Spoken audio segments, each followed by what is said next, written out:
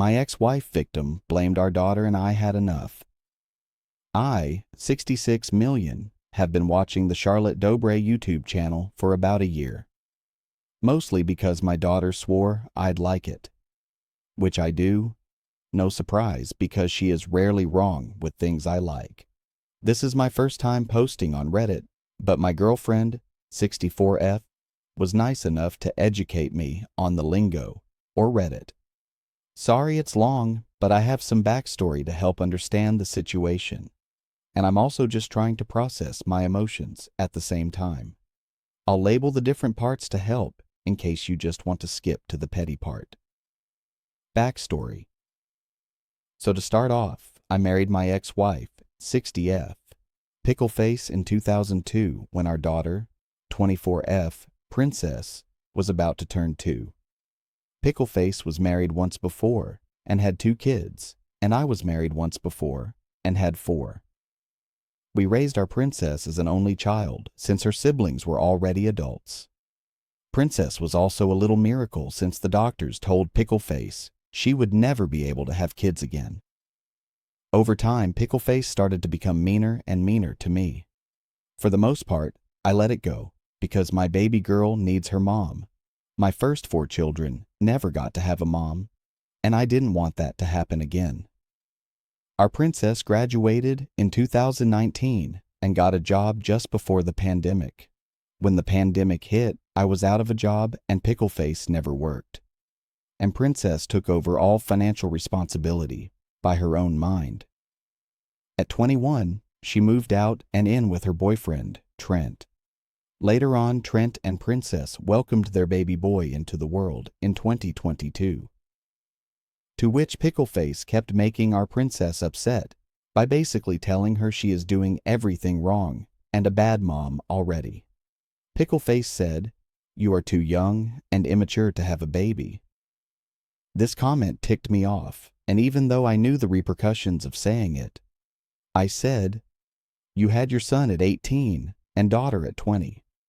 At least Princess waited until she was 21 and had her own place first. I suffered through her for a year, and then she made it known that she was jealous of Princess, that she was prettier and better, and that I talked to her way more than I do her. That's when she accused me of being married to my daughter and not her. That's when I decided to get a divorce. This is when I find out that all those days when I was working my life away to provide for my family, Pickleface was abusing our Princess mentality and emotionally. Everything that happened in my absence came out. In the divorce, I decided I'll pay rent for her trailer for 1 year exactly, and that's it. I was trying to give her enough time to get her life together and stop being used to me paying for everything. About Princess. In a separate matter, like me, Princess has always loved cars. She and I would pick out every Hot Wheel and Matchbox car there ever was to bring home. She would put pictures of her favorite cars on her wall, and her door would say, "Go away unless you have kittens or cars." Her dream car was a Mustang. Her favorite ones were actually the 2011 to 2014 coupe.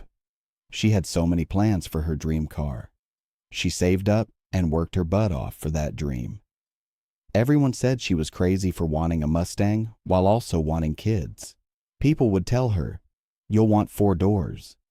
You're the woman in need of a family car." But my strong-willed Princess can't be talked out of her dream car. She is determined. She will find a way. Now brings me to April 27th, 2024. We were having our family reunion from my side of the family, when Princess calls me up and says, "I'm almost there and I have something really exciting to tell you." I'm wondering what it is, but I'm already excited to see Princess and little man. When she finally says, "Look all the way to the end of the parking lot. Do you see me?" That's when I saw her standing out of the door of a beautiful 2013 Mustang coupe with the biggest smile I have seen since she had her son. From then on, her life was basically her son and her car. She was a stay-at-home mom, and she did everything in that car. groceries, travel, vacation, you name it. My grandson loved it too. After shopping, they would play, "Where's Mommy's car? Do you see it?" But now, here is where the story takes the turn that brings me to my petty revenge against Pickleface. In December 2024, Princess announced she was pregnant. Everyone was excited, except Pickleface. Princess and Pickleface ended up not talking much anymore, in general. Catastrophe, April 28th, 2025. She had the car for 1 year and 1 day. She was excited because she just drove 3 hours from her home and is 4 exits away from meeting up with her mother-in-law and best friend. They were planning a gender reveal party for the baby. She didn't want to do a baby shower, so she thought a fun party with games and cake would be plenty. Princess was driving, Trent was in the passenger, and little man was in the back seat with his bear. My call logs says at 1:32 p.m. Princess called me hyperventilating because she was in a bad car accident, her first ever car accident in her life. The way my heart dropped hearing it, not knowing if everyone was okay or not. Trying not to cry, I kept calm and helped her breathe and relay some information to me. 2 other drivers stopped and provided their dashcam footage to go along with my daughter's dashcam footage. First watching the third-person view, I see my daughter driving in the left-hand lane of a 3-lane highway. There is a car in front of her and a car behind her. All safe distances. This dashcam footage is from a car in the middle lane traveling behind a semi with trailer. The semi is coming up to pass my daughter and the 2 other cars. Right when the trailer of the semi is about halfway past my daughter, it begins to get over onto her. You see the back car slam the brakes and get over and out of danger. You see my daughter brake and hear the horn and see her moving to the left as far as she can. The trailer lurched back over to his middle lane, but it was too late for my daughter. The left side of her car was in the grass and she hit debris. The car ran into the guardrail fence and rode the fence for about 13 feet until it stopped. Her car was totaled and she was pinned in. Severe back pain persisted. Trent and little man were completely unharmed. Watching her dashcam footage hit harder because of hearing everyone I love screaming in fear, especially little man. The semi never stopped. In the dashcam, you can see that after my daughter has crashed, the semi got into the left lane again. Reason for petty revenge. Princess went to the hospital, and they determined that she and the baby were all right. But then while she is in the hospital, Trent called me pissed. He explained to me that she tried to call her mom 3 times, and no answer. She texted, and no answer. So Trent tried to call her too, and no answer. Finally, after several hours, Pickleface called Princess. Princess told her what happened, and Trent told me how Pickleface basically said, "I told you so. That car isn't a mom car. That car isn't proper. There are more important things than a damn sports car. If you were in a big SUV, this wouldn't have happened. If you didn't move to SC, then you wouldn't have had to travel like that for a damn party." And the final dig that caused my princess to shut down, "If the baby dies, it's on you and your immature decisions." This conversation was before the hospital was able to verify the baby was 100% all right. I don't even know how to explain my emotions hearing that. This was the woman I loved, the woman I married, the woman that I wanted to be old with. This is what happens. She abused me, our daughter, and then abandons our daughter. To finally blame her for something that could have happened to anyone on the road. The petty revenge, I did a number of things. I work out of town, so I was about 8 hours away from where my daughter was.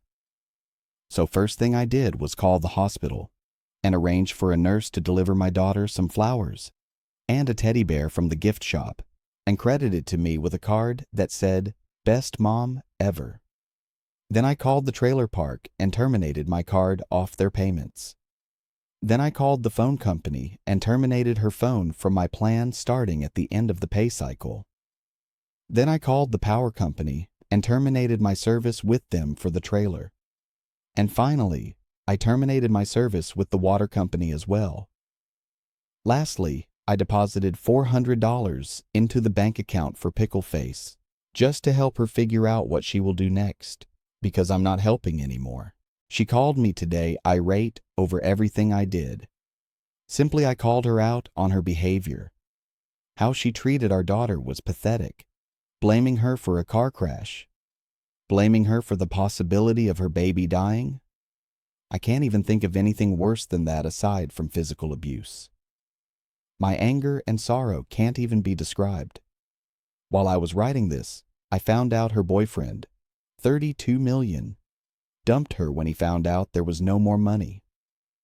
Pickleface's whole family has been calling and texting me non-stop, calling me an asshole. But I don't even care if I am one or not. I told them what she did, but they didn't care. Just defended her and agreed with her. Wrap up now. It's been a couple days since the event. My grandson is doing great. He talks about how he is sad the car is gone because he liked it. How he can't go to the park every day anymore, and fun outings with mommy to the store, or spontaneous lunches at restaurants. He doesn't seem to be displaying any PTSD or nightmares of the event. Trent is trying his best to keep it together. He is beyond angry at the semi-driver and upset that this changes so much. They had to cancel the party completely due to money with the car stuff and several other things they were going to do for little man since he is about to be 3. Mostly, he is enraged because he almost lost his family. If the trailer made contact with the car, it could have ended tragically. Now Princess, her back is messed up and constantly in pain. She refuses to take any pain meds because she is afraid of hurting her baby. Trent says he wakes up multiple times a night in a panic. She has been constantly cleaning and prepping food and cooking over-the-top meals. Trying to get her to eat in general is a battle. He had to get little man to say, "Mommy, eat with me," to get her to eat. Apparently, no matter what me and Trent say, Princess blames herself for the whole thing. She says she doesn't want to get a new Mustang, or ever own one again. She doesn't want a car. She doesn't want to drive. And she has cut off everyone that says stuff like, "It's just a car.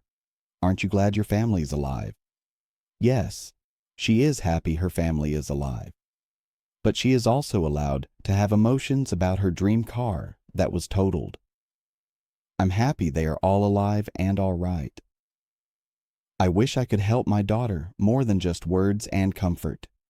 As far as my ex-wife goes, I don't want to hear from her ever again, and I hope they are able to locate the semi-driver.